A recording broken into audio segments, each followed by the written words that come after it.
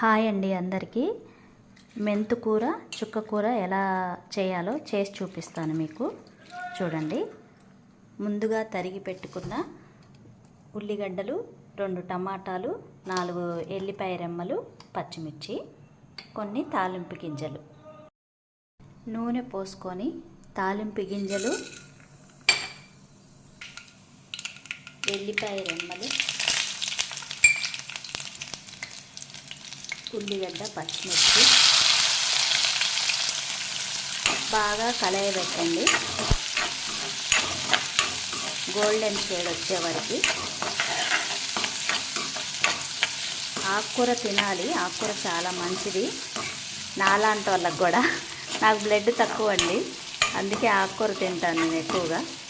మీరు కూడా ఎవరు బ్లడ్ తక్కువ ఉన్న వాళ్ళు ఆకుకూరలు కంపల్సరీ తినండి. ఇలా చేసుకోండి, చాలా బాగుంటుంది మెంతుకూర చుక్కకూర. ఇలా మూత పెట్టేసుకుందాం మగ్గేదాకా. మూత తీసి చూద్దామండి.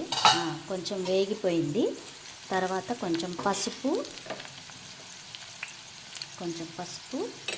కొంచెం ఉప్పు వేసుకొని కలయబెట్టండి. తర్వాత టమాటాలు వేసుకోండి. ఇందాక తరిగి పెట్టుకున్న టమాటా, వీటిని కూడా కలపండి. మూత పెట్టేసి కొద్దిసేపు మగ్గనివ్వాలి. కొంచెం కరివేపాకు ఇలా కలపండి. ఆ తర్వాత మెంతుకూర చుక్కకూర కడిగి పెట్టుకున్నాం కదా, అది దీంట్లో వేసేద్దాం. ఈజీ అండి ఆకుకూరలు చేసుకోవడం కూడా. ఇదిగోండి, ఇది మెంతుకూర, ఇక్కడ చుక్కకూర ఉన్నాయి. ఇవి కొయ్యాల్సిన అవసరం లేదు, మామూలుగా ఇలా వేసినా మగ్గిపోతాయి అన్నమాట.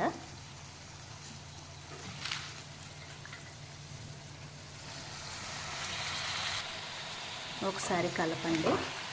ఇట్లా కిందికి మీదికి అన్న తర్వాత మూత పెట్టేసి కొంచెం మగ్గిన తర్వాత కారం వేసుకుందాం.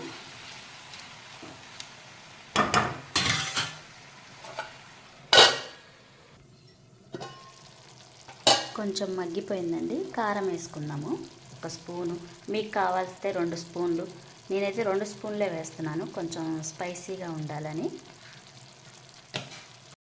మెంతుకూర చుక్కకూర కర్రీ రెడీ అండి. చపాతీలోకి కానీ వేడివేడి అన్నంలోకి కానీ చాలా బాగుంటుంది.